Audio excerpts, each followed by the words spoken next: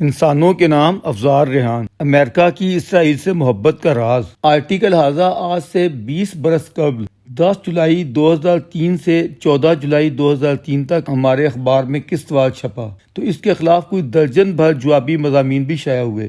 آج اگر اس سب کی تفصیل پڑھی یا سنی جائے گی تو واضح ہوگا کہ اسرائیل کی حمایت یا اس کے حق بجانب ہونے یا اس کی ایگزسٹنس کے حوالے سے اتنی مدت قبل درویش نے جو دلائل خالصتاً مذہبی حوالے سے پیش کیے تھے، کسی مومن کے پاس ان کا کوئی جواب نہ تھا۔ جن کے اپنے 57 مسلم ممالک OIC میں مجتمع کھڑے ہیں، وہ یہود کے دنیا میں موجود محض ایک قومی وطن کو برداشت کرنے کے لیے تیار نہیں ہے۔ آج امریکہ اگر اسرائیل کا پشت پناہ ہے تو سوال یہ ہے کہ انہیں یہ سچائی کیوں کھٹکتی رہتی ہے اور کیوں ہمہ وقت چبھن دیتی رہتی ہے۔ ایک وقت تھا جب مصر کے بولڈ اور حقائق آشنا صدر انور سادات کو محض اس جرم میں گولی مار کر قتل کر دیا گیا کہ انہوں نے اسرائیل کی حقیقت کو تسلیم کرتے ہوئے ارض مقدس کا سفر باندھا تھا، اور آج وقت نے ایسا پلٹا کھایا ہے کہ تمام اسلامی ممالک کا سرخیل سعودی عرب بھی اسرائیل کے ساتھ دہائیوں کی پھیلائی ہوئی منافرتوں کو محبتوں میں بدلنا چاہتا ہے، جس کے بعد ہمارے پاکستان جیسے جامد خارجہ پالیسی رکھنے والے ممالک کی اسرائیل مخالف پالیسی بے وقت ہو کر رہ جائے گی۔ حال ہی میں اسرائیل کے اعلیٰ سطحی وفود UN کے تحت کانفرنس میں شرکت کے لیے سعودی دارالحکومت ریاض پہنچے ہیں، جہاں اسرائیل اور سعودی عرب کے پرچم اکٹھے اٹھائے اور لہرائے گئے ہیں۔ اسی طرح UN جنرل اسمبلی کے حالیہ اجلاس میں خطاب کرتے ہوئے اسرائیلی وزیر اعظم نے دنیا کو خطے کا نقشہ دکھاتے ہوئے اس راہداری کی نشاندہی بھی کی ہے جو ریاض سے براستہ امان اسرائیلی پورٹ حیفا تک پہنچے گی۔ سعودی بھی اگر زمینی حقائق سے ماورا شرائط رکھیں گے تو اس سے فلسطینیوں کی کوئی خدمت ہوگی اور نہ امن و سلامتی کا بول بالا۔ ویسے بھی اس وقت عربوں میں باہمی فرقہ پرستی کی بنیاد پر تاریخی پس منظر میں جو منافرت خود اپنے شیعہ لوگوں کے خلاف پائی جاتی ہے، وہ شاید یہود کے خلاف بھی نہیں۔ علاوہ ازیں اس وقت اسرائیل اقوام عالم میں جو اہمیت و مقام حاصل کر چکا ہے، اسے کسی خاص کے تسلیم کرنے یا نہ کرنے سے بہت زیادہ فرق نہیں پڑتا، اور اگر کوئی یہ سوچتا ہے کہ وہ اسرائیلی حدود سکیڑ کر پون یا نصف صدی پیچھے لے جا سکتا ہے تو یہ بھی اس کی خام خیالی ہوگی۔ کوئی شبہ نہیں کہ فلسطینیوں کو ان کے جائز حقوق ضرور ملنے چاہیے، لیکن وہ نہ تو اسرائیل کی قیمت پر ہوں گے اور نہ واقعاتی حقائق کو مسخ کرنے سے۔ درویش نے اپنے آرٹیکل کے آخر میں 2 ریاستی فارمولے پر بھی بحث کی ہے اور اس کے مضمرات واضح کرتے ہوئے ہمسایہ عرب ممالک کے مطلوبہ تعاون کی تجویز پیش کی ہے۔ اس حوالے سے تفصیلات ایک الگ آرٹیکل کی متقاضی ہیں۔ فی الوقت امر واقعہ یہ ہے کہ اسرائیل کے وجود پر ہمارے جیسے ممالک چاہے جتنی مرضی منافرتیں پھیلائیں، لیکن سچائی یہی ہے کہ اسرائیل ایک ایسی حقیقت ہے جسے خود فلسطینی بھی 1993 میں معاہدہ اوسلو کے تحت اپنے قائد یاسر عرفات کی قیادت و رہنمائی میں تسلیم کر چکے ہیں۔ اس کے بعد معاہدہ واشنگٹن 97 میں معاہدہ الخلیل، 98 کا وائر ریور معاہدہ اور پھر 99 کے شرم الشیخ معاہدے میں تو امریکی، اسرائیلی، فلسطینی اور مصری قیادتوں کے ساتھ سعودیہ کے خاتم حرمین شریفین شاہ عبداللہ بن عبدالعزیز بنفس نفیس خود بھی شریک ہوئے تھے۔ مصر ہی نہیں، جارڈن بھی نصف صدی قبل سر تسلیم خم کر چکے ہیں۔ ابراہیمی اکارڈ کے تحت اب متحدہ عرب امارات بھی نہ صرف سفارتی اور تجارتی تعلقات قائم کر چکا ہے بلکہ سیاسی، مذہبی اور تہذیبی حوالوں سے بھی ہر 2 ممالک آگے بڑھ رہے ہیں۔ کیا کوئی سوچ سکتا ہے کہ UAE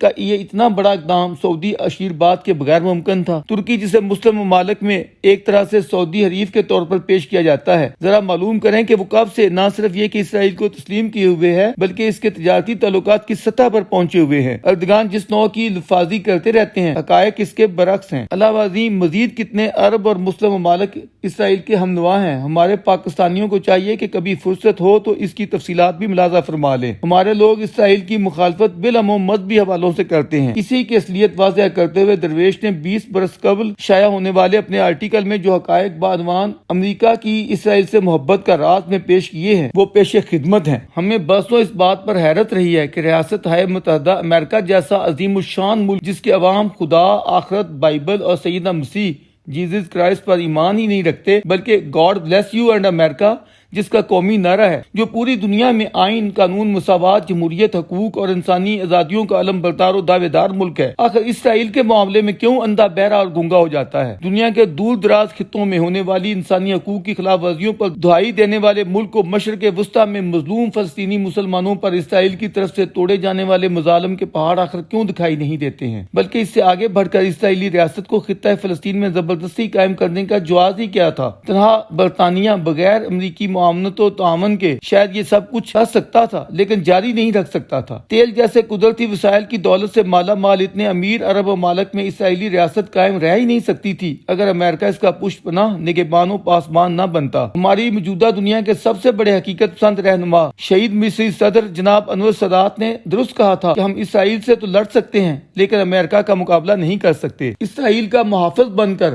امریکہ پوری دنیا کی لعنت و ملامت اپنی جھولی میں بھر رہا ہے۔ سوال پیدا ہوتا ہے کہ آخر وہ کوئلوں کی دلالی سے اپنا منہ کالا کیوں کروا رہا ہے اور اس پر ذرا برابر شرما رہا ہے نہ پچھتا رہا ہے۔ اس پر ہمیں اپنے مسلمان دانشوروں کی طرف سے بتلایا پڑھایا اور سمجھایا جاتا ہے کہ خطے میں امریکہ کے مفادات ہیں، وہ اسرائیل کے ذریعے عربوں کو دبا کر رکھنا چاہتا ہے، مگر جب ہم حقائق کی کسوٹی پر اس دانش کا جائزہ لیتے ہیں تو فوری بعد ہم پر اس بودھی دلیل کا کھوکھلا پن واضح ہو جاتا ہے، بلکہ صاف نظر آتا ہے کہ اگر مشرق وسطی یا مڈل ایسٹ میں اسرائیل موجود نہ ہوتا تو امریکہ عربوں سے اپنے مفادات کہیں زیادہ بہتر پوزیشن میں حاصل کر رہا ہوتا۔ اس پورے خطے میں امریکہ کی مخالفت و نفرت نہ ہونے کے برابر ہوتی جس میں آج وہ محض اسرائیل کی خاطر دھنسا ہوا ہے۔ عرب تو ویسے ہی امریکنوں کے ممنون و احسان مند ہوتے جن کے تعاون سے انہیں آزادیاں ملی، اور یہ سیاہ سونا بھی انہی امریکی کمپنیوں کی سخت محنت اور سرمایہ کاری کا ثمر ہے جنہوں نے ریتلے صحراؤں اور سنگلاخ پہاڑوں کا سینہ چیر کر بھوکے ننگے عرب کو صحیح معنوں میں عرب شوخ بلکہ عرب پتی بنا ڈالا۔ تو پھر امریکہ یہ گناہ بلعزت کیوں کیے جا رہا ہے؟ ہمیں مزید یہ راز بتلایا جاتا ہے کہ دراصل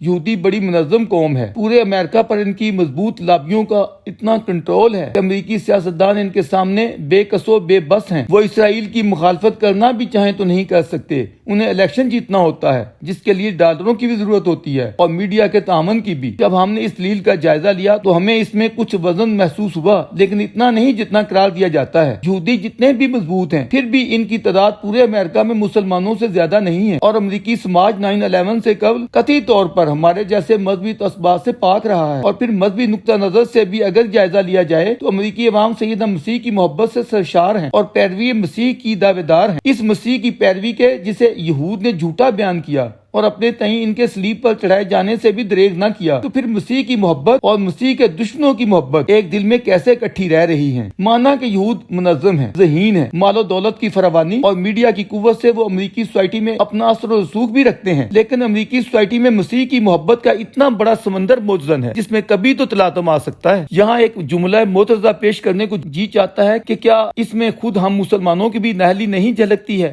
کہ ہم سیدنا مسیح کی عظمت و تقدس والی سوچ دماغوں میں اٹھائے پھرتے ہیں، لیکن مجال ہے جو مسیحیت کو یہود سے زیادہ اپنی جانب راغب کر سکیں، جبکہ منکرین مسیح محبان مسیح کے ساتھ ایک جان دو کالب کی طرح شیر و شکر ہیں۔ کیا ہمارے رب العالمین کا دامن رحمت اتنا تنگ ہے کہ اس میں دیگر ہم خیال اقوام سما ہی نہیں سکتی؟ بلا شبہ امریکی سوسائٹی میں یہود کا بڑا اثر و رسوخ ہے۔ دونوں کے مفادات ہی نہیں، تہذیب و تمدن اور رہن سہن سب ملتے جلتے ہیں، جس سے اسرائیلی ریاست پہم مستفید ہو رہی ہے اور فلسطینی مسلمان مار کھا رہے ہیں۔ کیا بات محض اتنی سی ہے؟ ہمارا مطالعہ ہمیں یہ بتلا رہا ہے کہ ایسا کوئی بھی نظریہ، کوئی بھی سوچ جس کی پشت پر اخلاقی جواز نہ ہو، وقتی طور پر ممکن ہے کئی برسوں تک لوگوں کو بیوقوف بنا لے، لیکن دائمن قائم نہیں رہ سکتا۔ آج امریکہ کو دنیا میں جو عظمت حاصل ہے اور اسرائیلی ریاست وقت کے ساتھ بجائے کمزور ہونے کے مزید مضبوط ہو رہی ہے، تو یہ اخلاقی بنیادوں سے تہی دامن ہو کر محض مادی طاقت سے ممکن نہیں ہے۔ جس گروہ نے بھی دنیا میں تادیر یا دائمی سروائیو کیا ہے، اگر باریکی سے ٹو لگا کر دیکھیں تو اس کے دامن میں کوئی نہ کوئی سچائی یا اخلاقی بنیاد ضرور شامل رہی ہے، صرف تلاش کرنے والی نظر ہونی چاہیے۔ یہی وجہ ہے کہ دنیا میں ظلم اور بے انصافی پر استوار ہونے والی قیادتوں یا ریاستوں کو سوویت یونین کی طرح ہمیشہ ایسا ابی زوال آیا ہے کہ بعد ازاں ان کے دکھ پر رونے والا بھی دنیا میں کوئی نہیں رہا۔ ہمارا سوال یہ ہے کہ اتنی عظیم اور باصلاحیت امریکی قوم کو چند ملین یہودی آخر کس طرح ہمیشہ کے لیے بیوقوف بنا کر رکھے ہوئے ہیں؟ اگر کسی گروہ نے بے پناہ مادی وسائل کی بدولت ایسے کر رکھا ہو تو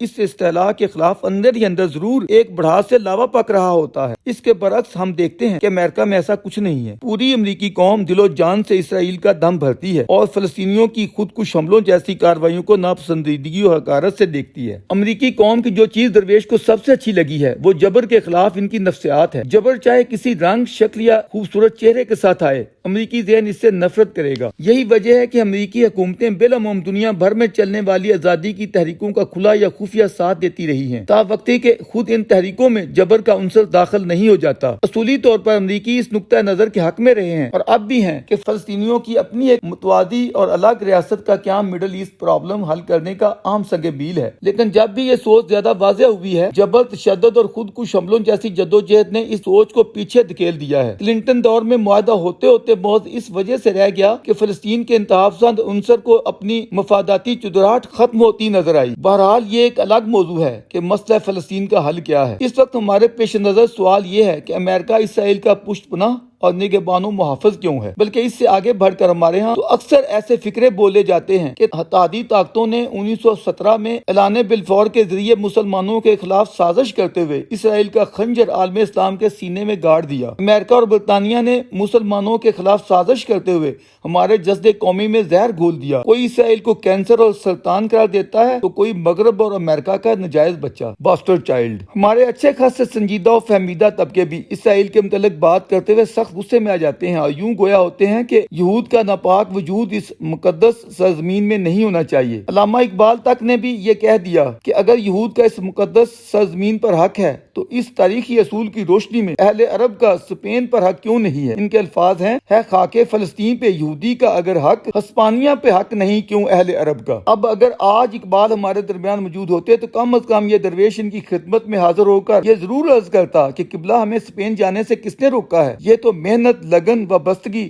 اٹیچمنٹ اور اسٹرگل کی بات ہے۔ جس منظم تندہی سے انہوں نے دیوارے گریا پر آ کر عہدیداری کی ہے وہ آپ بھی کریں۔ جس طرح انہوں نے مقامی لوگوں سے 1-1 لاکھ کا پلاٹ 10-10 لاکھ میں خریدا ہے، آپ بھی اندرس میں جا کر خریدیں، پھر وہاں منارٹی کی بجائے میجارٹی بنے۔ خدا آپ کا بھی کوئی مددگار و نصیر پیدا کر دے گا، مگر یہ جان جوکھوں کا کام انہی کو سزاوار ہے جن کے حوصلے ہیں زیادہ۔ بہرحال اسرائیل پر حضرت علامہ کی تنقید میں اور ہمارے حضرات عامہ کی تنقید میں زمین و آسمان کا فرق ہے۔ حال ہی میں ایک بڑی معروف دینی شخصیت سے خاکسار کی بحث ہوئی۔ حضرت فرمانے لگے کہ امریکہ نے یہود کا وطن بنا کر بڑا ظلم کیا ہے۔ عرض کی، آج کے دور میں وطن کے بغیر قوم کی کوئی حیثیت نہیں۔ ہمیں فلسطینیوں کا یہی دکھ ہے کہ ان کے پاس اپنا ملک ہونا چاہیے، لیکن جس طرح ہم مسلمان فلسطینیوں کے متعلق یہ سوچتے ہیں، اگر اسی طرح یہود کے متعلق سوچا جائے تو ہمیں کیوں برا لگتا ہے؟ فرمانے لگے، ٹھیک ہے، اگر امریکہ نے یہود کو وطن دلوانا ہی تھا تو کسی اور خطہ عظیم میں دلوا دیتا، انہیں کینیڈا میں لے جا بساتا۔ اس پر ڈاکٹر سرار احمد کی خدمت میں ہمارا جواب یہ تھا، خدا نخواستہ کل کو اگر کوئی بدبخت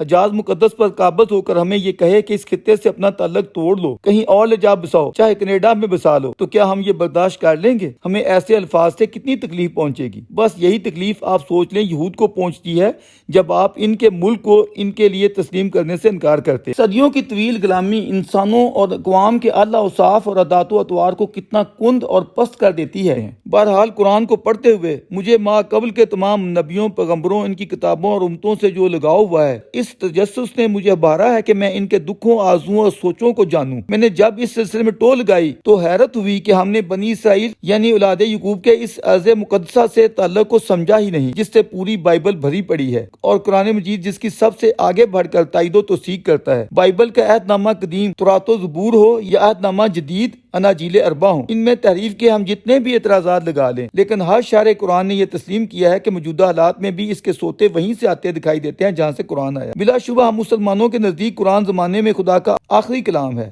مگر ما قبل کلام کی تائید اگر قرآن سے ہوتی ہو یا قرآنی سورہ کی وضاحت قدیم کلام سے ہوتی ہو تو امہ کے تمام مفسرین و علماء نے اس سے استشہاد کرتے ہوئے بائبل سے حوالے اور ثبوت اپنی تفاسیر میں بہم پہنچائے ہیں، کیونکہ تینوں ابراہیمی مذاہب بہم ایک دوسرے سے قطعی لا تعلق نہیں رہ سکتے۔ تینوں تعلیمات کی روح میں عجب بنیادی اشتراک ہے۔ اس ارض مقدس کو جسے ابو الانبیاء سیدنا ابراہیم خلیل اللہ نے حکم خداوندی سے اپنا وطن و مسکن بنایا تھا، اس کا قدیمی نام اسرائیل ہے، نہ فلسطین، بلکہ قدیم ترین کتب میں اس خطہ ارضی کو کنعان کہہ کر پکارا گیا ہے، جو اولاد یعقوب یعنی بنی اسرائیل کا قومی وطن قرار پائی۔ تورات کے متعلق ہمارا جو رویہ ہے مسیحیوں کا اس کے برعکس قربت والا ہے۔ وہ جس طرح انجیل کا احترام کرتے ہیں اسی طرح تورات کا بھی۔ ان دونوں عہد ناموں کو بائبل میں یکجا رکھتے اور پڑھتے ہیں۔ اپنے تمام تر سیکولرزم کے باوجود جب دنیا بھر کے مسیحی بشمول امریکن مسیحیوں کے بائبل کو پڑھتے ہیں تو وہ بنی اسرائیل یعنی یہود کے متعلق نرم گوشہ پیدا کیے بغیر رہ ہی نہیں سکتے۔ ہمارے نزدیک یہ بالکل ایک فطری اور روحانی عمل ہے۔ آخر وہ خود بھی تو بنی اسرائیل کا حصہ ہیں۔ سیدنا مسیح کی والدہ مقدسہ مریم داؤد پیغمبر کی اولاد سے ہیں۔ رہ گئے ہم مسلمان، ہمارا ان کا باہمی تعلق بھی دیگر اقوام عالم کے بالمقابل کم از کم کتابی طور پر زیادہ قربت کا ہے۔ ہمارے پیغمبر کا تعلق اولاد ابراہیم کی دوسری شاخ بنو اسماعیل سے ہے۔ اس لیے جب ہم یہ کہتے ہیں کہ اہل کتاب یہود و نصارہ ہمارے کزن ہیں تو یہ بات خلاف حقیقت نہیں ہے۔ ہم سب کے جد امجد تو سیدنا ابراہیم ہے۔ ابراہیم یا ابراہیم کو خداوند نے جس طرح عربستان مکہ میں اسماعیل کو بسانے کا حکم دیتے ہوئے یہاں بنو اسماعیل کے لیے مختلف فائد و ثمرات کی بشارت دی تھی، اسی طرح بلکہ اس سے بڑھ کر کنعان سیدنا ابراہیم کے دوسرے بیٹے اسحاق اور پوتے یعقوب جن کا لقب اسرائیل ہے کو عطا کرنے کی قسم کھائی تھی، اور بائبل کے مطابق یہ قسم ابدی و دائمی تھی۔ ماں بعد یہ سلسلہ اسحاق، یعقوب اور یوسف تک ہی نہیں رہا ہے بلکہ دور موسوی بھی اس سے بھرا پڑا ہے۔ اگر بنی اسرائیل نے نافرمانی کی تو اس کی سزا نافرمان نسل تک محدود رکھی گئی۔ دائماً خدا نے اپنی قسم کو کبھی نہ توڑا۔ اس مسئلے کو سمجھنے کے لیے قابل ملاحظہ ہیں بائبل کے عہد نامہ قدیم کی وہ آیات جن میں خدا نے سیدنا ابراہیم سے یہ عہد باندھا کہ وہ یہ ارض مقدس ان کو ان کے بیٹے اسحاق اور پوتے یعقوب اور ان کی اولاد کو دائماً بخشے گا۔ بائبل عہد نامہ عتیق کتاب پیدائش باب 12 آیت نمبر 7 اور 8۔ تب خداوند نے ابراہیم کو دکھائی دے کر کہا کہ یہی ملک میں تیری نسل کو دوں گا، اور اس نے وہاں خداوند کے لیے جو اسے دکھائی دیا تھا ایک قربان گاہ بنائی۔ کتاب پیدائش باب 13 آیت نمبر 14-15۔ اور لوط کے جدا ہونے کے بعد خداوند نے ابراہیم سے کہا کہ اپنی آنکھ اٹھا اور جس جگہ تو ہے وہاں سے شمال اور جنوب، مشرق اور مغرب کی طرف نظر دوڑا، کیونکہ یہ تمام ملک جو تو دیکھ رہا ہے میں تجھ کو اور تیری نسل کو ہمیشہ کے لیے دوں گا۔ کتاب پیدائش باب 17 آیت 7، 8، 9۔ میں اپنے اور تیرے درمیان اور تیرے بعد تیری نسل کے درمیان ان کی سب پشتوں کے لیے اپنا عہد جو ابدی عہد ہوگا باندھوں گا، تاکہ میں تیرا اور تیرے بعد تیری نسل کا خدا رہوں۔ میں تجھ کو اور تیرے بعد تیری نسل کو کنعان کا تمام ملک جس میں تو پردیسی آیا ہے ایسا دوں گا کہ وہ دائمی ان کی ملکیت ہو جائے۔ پھر خدا نے ابراہیم سے کہا کہ تو میرے عہد کو ماننا اور تیرے بعد تیری نسل پشت در پشت اسے مانے۔ کتاب پیدائش باب 17 آیت نمبر 19۔ تب خداوند نے فرمایا کہ بے شک تیری بیوی سارا کے تجھ سے بیٹا ہوگا، تو اس کا نام اسحاق رکھنا، میں اس سے اور اس کی اولاد سے اپنا عہد جو ابدی عہد ہے باندھوں گا۔ کتاب پیدائش باب 26 آیت 3۔ خداوند نے اسحاق سے کہا تو اس ملک میں قیام رکھ اور میں تیرے ساتھ رہوں گا اور تجھے برکت بخشوں گا، کیونکہ میں تجھے اور تیری نسل کو یہ تمام ملک دوں گا، اور میں اس قسم کو جو میں نے تیرے باپ ابراہیم سے کھائی پورا کروں گا۔ کتاب پیدائش باب 28 آیت نمبر 12 اور 13۔ یعقوب خواب میں کیا دیکھتا ہے کہ ایک سیڑھی زمین پر کھڑی ہے اور اس کا سرا آسمان تک پہنچا ہوا ہے، اور خدا کے فرشتے اس پر سے چڑھتے اترتے ہیں، اور خداوند اس کے اوپر کھڑا کہہ رہا ہے کہ میں خداوند تیرے باپ ابراہیم کا خدا اور اسحاق کا خدا ہوں، میں یہ زمین جس پر تو لیٹا ہے تجھے اور تیری نسل کو دوں گا۔ کتاب پیدائش باب 28 آیت نمبر 15۔ دیکھ میں تیرے ساتھ ہوں، ہر جگہ جہاں کہیں تو جائے تیری حفاظت کروں گا، اور تجھ کو اس ملک میں پھر لاؤں گا، اور جو میں نے تجھ سے کہا جب تک پورا نہ کر لوں تجھے نہیں چھوڑوں گا۔ ماں قبل سیدنا ابراہیم دجلہ و فرات کی زرخیز سرزمین عراق میں نمرود سے ٹکرانے اور آگ میں ڈالے جانے کے بعد ار سے ہجرت کرتے ہوئے کنعان جا بسے۔ اس ارض مقدس کے مقام حبرون کی وادی کو اپنا مسکن بنا لیا، جسے آج کل الخلیل کہتے ہیں۔ یہی خداوند نے آپ کو مصر میں بخشی گئی بی بی ہاجرہ کے بطن سے اسماعیل جیسا نور نظر بخشا، جسے حکم خداوندی سے وادی بکا جا بسایا، جہاں ان کی اولاد بنو اسماعیل کہلائی، جس میں پیغمبر آخر الزمان کی ولادت جیسی عظمت و سعادت بنو اسماعیل کو نصیب ہوئی، جبکہ آخر عمر میں بی بی سارہ کے بطن سے